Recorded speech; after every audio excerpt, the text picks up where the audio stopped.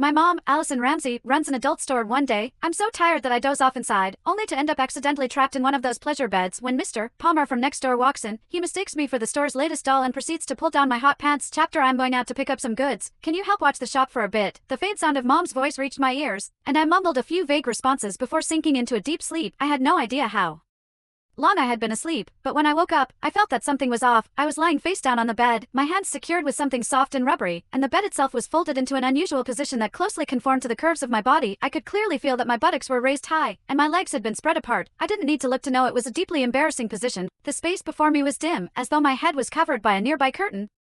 What was going on? A wave of panic set in. I struggled with all my strength against the restraints binding my hands, only to realize I couldn't break free at all. It finally dawned on me that my family ran an adult store, and this must be the new pleasure bed we'd recently ordered. The bed was equipped with mechanisms that could only be unlocked through external settings once triggered. I had been completely exhausted earlier, so I just crashed on a random bed in the storeroom without even noticing it was the latest model of pleasure bed. I would usually sleep on my stomach and move around in my sleep, so I must have accidentally triggered the mechanism while dozing off, and now the single bed had locked my hands in place. The bed split into two below my waist, lifting my lower abdomen and hips and leaving my buttocks raised high. It was as if I was positioned for, what was I supposed to do now? I shouted a couple of times, but there was no response.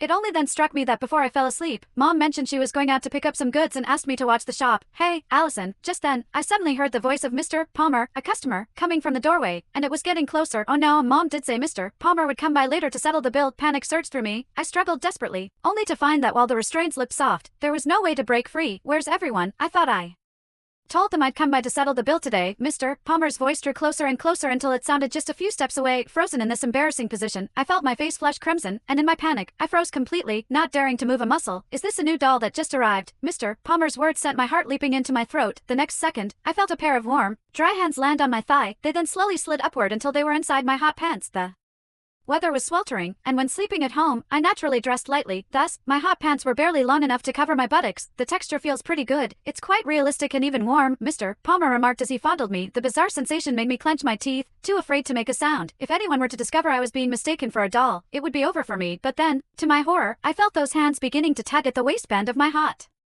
pants. Chapter: hot pants were naturally very short, and for comfort while sleeping, I hadn't even fastened the waistband. In fact, they could practically be slipped off with just a gentle tug. I didn't expect it to feel so real. This new batch of dolls really is something else, Mr. Palmer said excitedly. He seemed to be leaning right over me from behind, and I could distinctly feel the warmth of his breath as he exhaled and spoke. My heart raced with a mix of panic and anger.